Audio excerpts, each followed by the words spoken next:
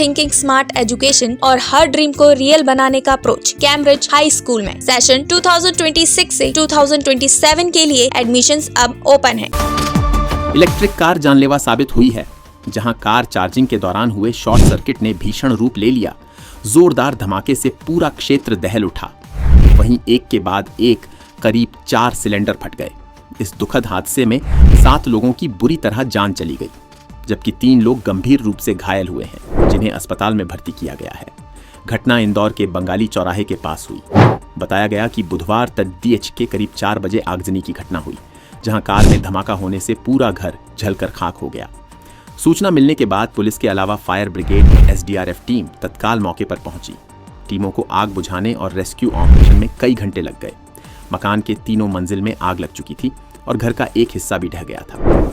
घटना के बाद कलेक्टर शिवम वर्मा, महापौर पुष्यमित्र भार्गव समेत अन्य लोग भी घटनास्थल पर पहुंचे थे। ये पूरी घटना बंगाली चौराहे के पास बनी कॉलोनी विजेश्वरी एनेक्स की है। मिली जानकारी के मुताबिक मनोज पुगलिया के घर के बरामदे में ईवी कार खड्डी हुई थी, जिसमें चार्जिंग के दौरान विस्फोट हो गया।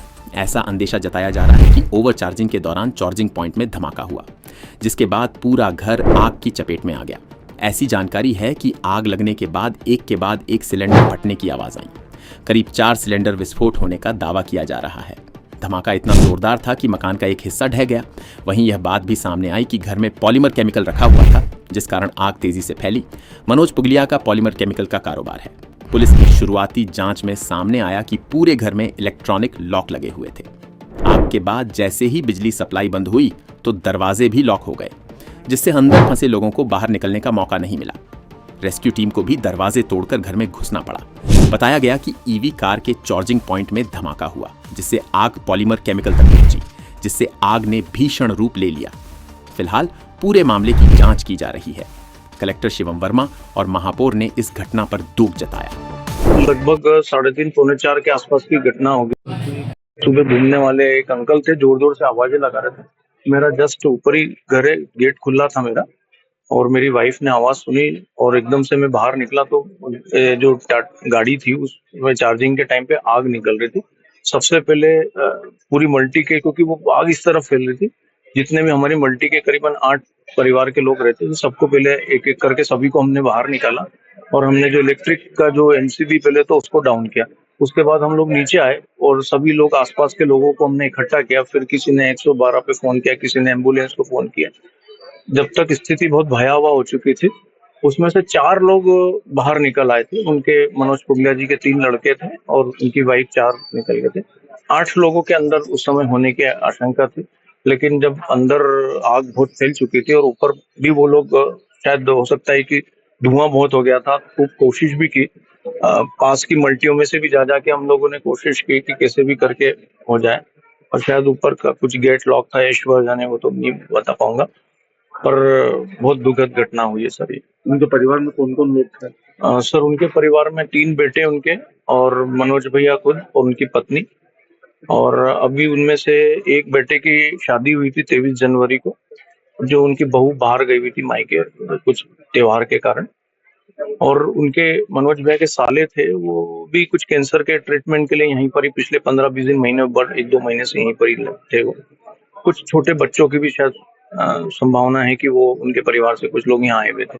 अभी तक किस किस की डेथ हुई? सर कुल अभी तक जितना सूचना प्राप्त हुई 8 लोगों की डेथ हुई है सर। उसमें से 3 बच्चे और कुछ 5 बड़े हैं। मनोज जी के परिवार में मनोज जी के परिवार में उनकी बड़ी बहू का निधन हुआ है, जैसा अभी सूचना प्राप्त हुई, आई एम नॉट कंफर्म। और उनके जो साले हैं, उनकी पत्नी और साले, उनकी भी डेथ हुई है। तो 2 या 3 छोटे बच्चे हैं सर। मतलब कुल 4 सुरक्षित हैं और मनोज पुगलिया जी का भी निधन हुआ। ये 4 बजे के आसपास सूचना मिली थी पुलिस को कि इस तरह से फायर ब्रेकआउट हुआ है। ये जो विजेश्वरी एनेक्स एरिया है और ये जो है थाना तिलक नगर का एरिया, तो यहाँ पे जो भी हमारी रात्रि गश्त की पूरी टीमें थी, सभी अधिकारी यहाँ पे रिस्पॉन्ड किए। हम लोग स्वयं भी पहुँच गए थे और जो फायर ब्रेकआउट हुआ था वो पीक समय स्थिति में था, और फायर की टीमों को वहाँ पहुंचा के, जो प्रथम फेज रहता है कि इमीडिएटली फायर को, उस समय 3 से 4 लोग बाहर आ गए थे रेस्क्यू होकर, और उसके बाद हम लोगों ने फायर को कंटेन किया, उसको बुझाया टीमों को, जो बगल का इस मकान से लगा हुआ जो दूसरा मकान है, उससे टीमें हमारी अंदर गई। उन्होंने ऊपर के छत को तोड़ के अंदर घुसी, जो सबसे 3 फ्लोर पे रहवासी एरिया था, जो ग्राउंड फ्लोर है उसके बीच वाला और उसके ऊपर वाला फ्लोर। तो वहाँ पे सबसे टॉप फ्लोर पे सबसे पहले प्रवेश कर पाया, उसके ऊपर की टीन की चादरें वगैरह तोड़ के, और वहाँ पे सर्च किया गया। वहाँ के माध्यम से फिर बीच वाले फ्लोर पे पहुंचने का प्रयास किया गया। थोड़ा उसमें समय लगा क्योंकि हीट और फायर काफी उसमें वो था। उसको जितनी जल्दी संभव था उसको कंटेन किया गया। टीमें अंदर गई और जितनी तेजी से हम लोगों को रेस्क्यू करके उनको हम हॉस्पिटल लगातार भेजते जा रहे थे। अनफॉर्चुनेटली, बहुत दुर्भाग्यवश, इसमें जो है जिन लोगों को हमने हॉस्पिटल भेजा था वो 7 रिपोर्टेड डेड बताए गए हैं। उसमें जो स्वयं जो इस मकान के वो थे वो हैं, और एक बच्ची और महिला भी हैं। तो ये सारी जो प्रोसेस है वो चल रही है लगातार। पिछले 1.5 घंटे पहले लगभग हमने पूरी तरह से फायर को कंट्रोल कर लिया था, क्योंकि बगल के घर जो इससे लगे हुए हैं वहाँ पे भी फायर की वजह से हीट काफी गई है। वॉल्स वगैरह को एग्जामिन कर रहे हैं। हमारी एसडीआरएफ की टीम जो है, हमारी पुलिस की टीमें यहाँ अंदर हैं। लोगों को सचेत भी किया जा रहा है। वहाँ पे हम एग्जामिन भी कर रहे हैं कि अगर कोई ऐसी स्थिति तो नहीं है, क्योंकि हीट काफी ज्यादा हो गई थी। और ऐसे उसमें हम एग्जामिन करके उनके अभी कुछ समय तक हमारी टीमें लगातार यहाँ बनी रहेंगी, ताकि कोई और स्थिति ना हो। फायर की टीमों को भी बैकअप के लिए रखा जा रहा है कोई स्थिति। तो ओवरऑल काफी नियंत्रित स्थिति में है। जो आगे की हमें कार्रवाई करनी, फॉरेंसिक की भी हमारी टीम आ गई है, और अब अंदर को बहुत थॉरोली एग्जामिन करेंगे। अभी कई बार हम लोगों ने उसको एग्जामिन कर लिया है, पर एक बार और उसको थॉरोली फॉरेंसिकली भी एग्जामिन किया जाएगा। हाँ, ऐसा लगता है कि एक ही परिवार है। जो मनोज पुगलिया जी का ये घर था, बाहर से उनके गेस्ट आए हो सकते हैं, कोई ऐसा ओकेजन हो सकता है। बाहर की बात जो सामने आ रही है कि बहुत ज्यादा मात्रा में गैस की पुष्टि भी। ये घरेलू हाउस होल्ड था। इसमें एक्सप्लोजन जरूर 2-3 सुने गए, मतलब ऐसा जिसमें फायर पीक हुआ था उसमें विस्फोट भी हुए थे। उससे भी प्रवेश में थोड़ी सी उस समय दिक्कत आई थी। पर घरेलू हाउस होल्ड है, कुकिंग वगैरह के लिए गैस सिलेंडर होंगे। अब वो एग्जामिन किया जाएगा एग्जैक्टली अंदर का क्या कॉस्ट है। ट्रिगर पॉइंट ऐसा लगता है कि चार्जिंग पॉइंट जो इलेक्ट्रिकल उसकी वजह से ये शुरू हुआ है, और वहां से फिर अंदर प्रवेश तेजी से किया है। और अंदर क्योंकि घरेलू सेटअप रहता है, लकड़ी के फर्नीचर और पर्दे, बहुत तरह की चीजें रहती हैं, तो इन सब चीजों से तेजी से फैलता है। और क्योंकि काफी क्लोज टाइप का घर था, तो इसमें धुआं भी बहुत तेजी से फैला है, तो कई बार वो भी डेंजरस होता है। इन सारी चीजों को बाद में करेंगे। ऐसी चीजों में, ऐसे ऑपरेशन में जब हम आते हैं तो हमारी हमेशा पहली प्राथमिकता ये होती है कि सबसे पहले उसको हम फायर को कंटेन करें, और किसी प्रकार से हम घर के अंदर प्रवेश करके जहां अगर कोई लोग ट्रैप है तो उनको निकालें, उनको रेस्क्यू करें, और अगर उनको मेडिकल असिस्टेंस की जरूरत है तो वो हम उनको तत्काल दें। हम खड़े हैं, ये घटना हुई यहाँ पे मनोज पुगलिया जी का जो घर था उसमें ये आग लगी थी। प्रारंभिक रूप से जानकारी आ रही है कि जो ईवी गाड़ी चार्जिंग थी उस चार्जिंग पॉइंट से ये आग फैली है, और उसके बाद ये पूरा हादसा हुआ है। और इस हादसे में 7 लोग की जो उनके परिवारजन थे, उनके रिश्तेदार थे, उनकी दुखद मृत्यु हुई है। 3 लोग को रेस्क्यू कर लिया गया है, और अभी हम लोग की टीम निरंतर ये भी देख रही है कि जो सटी हुई बिल्डिंग है उसमें भी चूंकि काफी गर्म हो गई उनकी दीवारें भी, तो उसको भी हम लोग परीक्षण कर रहे हैं कि उसको भी देख रहे हैं कि इससे कोई दूसरी दुर्घटना होने की आशंका को भी नकार रहे हैं। और हमारी पूरी टीम देख भी रही है यहाँ पर। अभी फॉरेंसिक की भी टीम आएगी, वो जांच करेगी, और उसके बाद जो भी तथ्य निकल कर आएंगे, कारण क्या रहे वो बताए जाएंगे। एक ही परिवार जी, इसमें जो पुगलिया जी का परिवार था उसमें उनके परिवार के जन है, और उनके कुछ रिलेटिव, उनके साले साहब शायद आए थे, उनके परिवार के कितने लोगों की बात अभी क्या की पुष्टि हुई है सर? अभी तक 7 लोग की इसमें दुखद मृत्यु हुई है।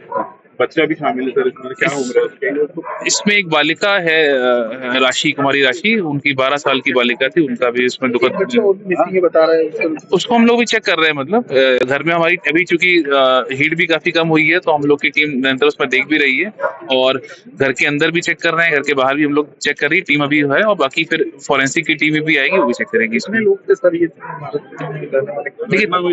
देखिए 10 लोग का था जानकारी, क्योंकि 7 लोग को तो रेस्क्यू किया गया, 7 लोग की दुखद मृत्यु हुई है, जबकि 3 लोग को इसमें रेस्क्यू किया गया है। और बाकी हम लोग अभी चूंकि बाकी रिलेटिव वगैरह भी सब सदमे में है सभी लोग, तो उनसे जब बात हम करेंगे तो और चीजें इसमें तक निकल कर सामने आएंगी। आवाज आ रही थी जी, इसमें इनके घर में जो सिलेंडर्स रखे थे, शायद एलपीजी के सिलेंडर्स थे, उसमें ब्लास्ट हुए थे, और वो भी मतलब लगभग जैसा कि अभी जो फायर की टीम हमारी बता रही, चूंकि हम लोग 3 लगभग सिलेंडर से ब्लास्ट हुए थे। देखिए, बहुत दुखद और दुर्भाग्यपूर्ण घटना है।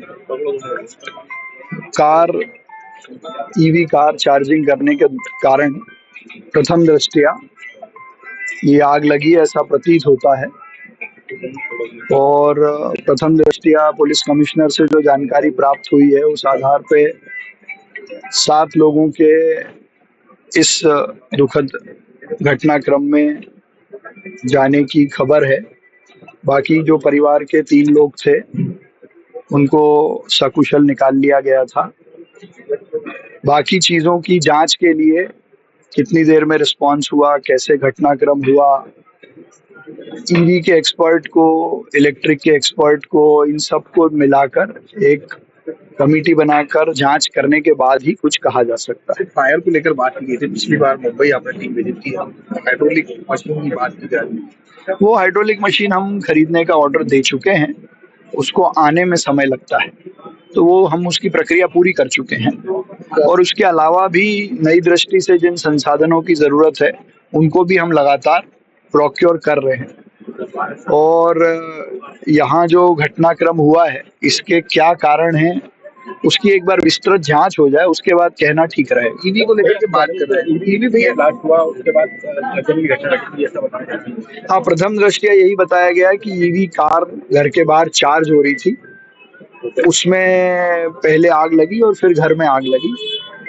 तो प्रथम दृष्टया तो ये बात आई है जो यहाँ SDRF की टीम और पुलिस की टीम ने बताया है, पर क्या हुआ, कैसे हुआ और भी क्या घटनाक्रम हुआ उस पर एक बार विस्तृत रिपोर्ट आ जाए फिर अधिकृत रूप से कहना ठीक रहेगा कि कम से कम इसकी पुनरावृत्ति नहीं हो। या कैसे लगे क्या सब स्टैंडर्ड चार्जिंग स्टेशन था, क्या सब स्टैंडर्ड केबल थी, मतलब इसकी पूरी जानकारी लेकर और एक SOP बनाना चाहिए। क्योंकि हर घर के अंदर आज की तारीख में लोग सोचते हैं कि अब नई गाड़ी खरीदना है तो EV खरीदें, क्योंकि वैसे भी आप देख रहे हैं विश्व के अंदर जो अभी चल रहा है ऑयल को लेकर ही चल रहा है, और ऑयल के कब क्या भाव होंगे पता नहीं। इसलिए सब लोग EV के बारे में सोचते हैं। मैं भी सोचता हूँ कि अगली गाड़ी कोई ख़रीदना है तो EV ही खरीदना है, पर EV की चार्जिंग से अगर आग लगती है तो ये तो बहुत अलार्मिंग है।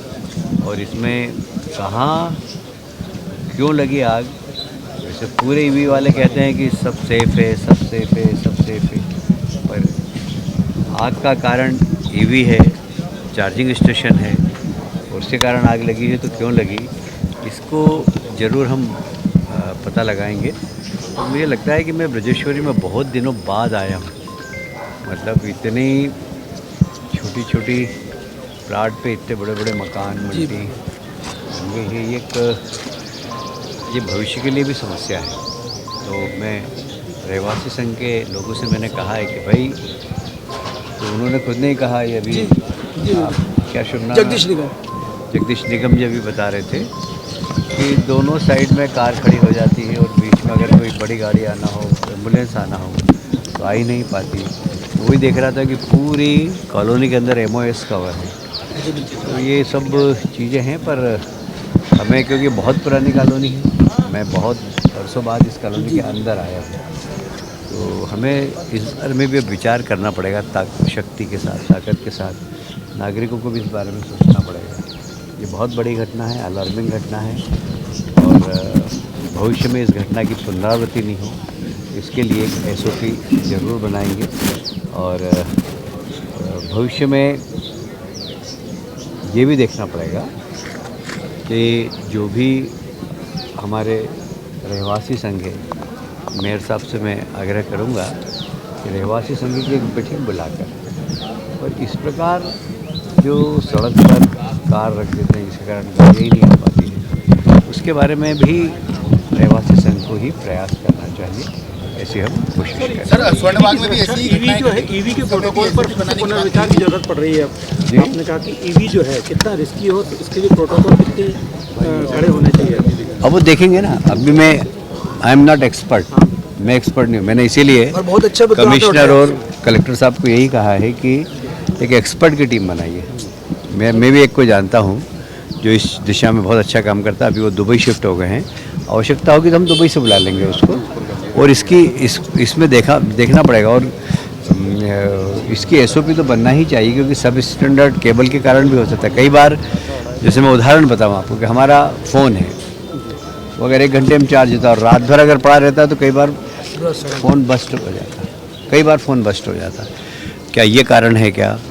तो जैसे ही चार्जिंग सिस्टम में चार्ज हो जाए तो अलार्म बन जाए या कुछ ऐसा सिस्टम डेवलप हो, जैसे गाड़ी चार्ज हो तो एक अलार्म बज जाए तो हम चार्जिंग से उसको हटा दें गाड़ी को। ऐसा कुछ एक SOP हम बनाकर और भविष्य में इसकी पुनरावृत्ति नहीं हो, इसके बारे में चिंता करेंगे। ये दुखद घटना है, इसने दिल को हिला दिया है बिल्कुल। और पूरे इंदौर शहर का आज का दिन, आज का सवेरा बिल्कुल बिगड़ गया है, मैं ऐसा मान के चलता हूँ। और हम सब लोग पुंगलिया परिवार के साथ, उनके पूरे परिवार के साथ, उनके रिश्तेदारों के साथ हम सबकी सहानुभूति। ये सब अब देखेंगे। हमने ये बोल ही दिया है कि इसकी पूरी एक्सपर्ट की जांच कराएंगे, उसमें जो भी गलती हो उसको सामने करेंगे। भाई ऐसा ही इस घटना की पुनरावृत्ति नहीं होना चाहिए। आप सब भी यही सोचते होंगे कि अब ये घटना नहीं हो, चाहते हैं कि नहीं चाहते हैं आप? इसके लिए हमें सब चीज़ बारीकी से अध्ययन करेंगे। ठीक है। फ्रेश थिंकिंग, स्मार्ट एजुकेशन और हर ड्रीम को रियल बनाने का अप्रोच कैम्ब्रिज हाई स्कूल में। हम सिर्फ किताबें नहीं पढ़ाते, हम बच्चों को कॉन्फिडेंट, रिस्पॉन्सिबल और फ्यूचर रेडी लीडर बनाते हैं। यहाँ एजुकेशन सिर्फ सिलेबस तक लिमिटेड नहीं होती, हम फॉलो करते हैं NEP 2020 और NCF गाइडलाइंस, ताकि हर स्टूडेंट को मिले बैलेंस, प्रैक्टिकल और modern learning experience, smart classroom, innovative labs और एक्सीलेंट स्पोर्ट्स फैसिलिटी के साथ। सेशन 2026 से 2027 के लिए एडमिशंस अब ओपन है। आज ही अपने बच्चे के स्ट्रॉन्ग और सक्सेसफुल फ्यूचर की शुरुआत कीजिए। हमारा पता है near Gyanveer university, city office, Rajghat road, Sagar. अधिक जानकारी के लिए संपर्क करें 9826413704 और 9399694736 पर।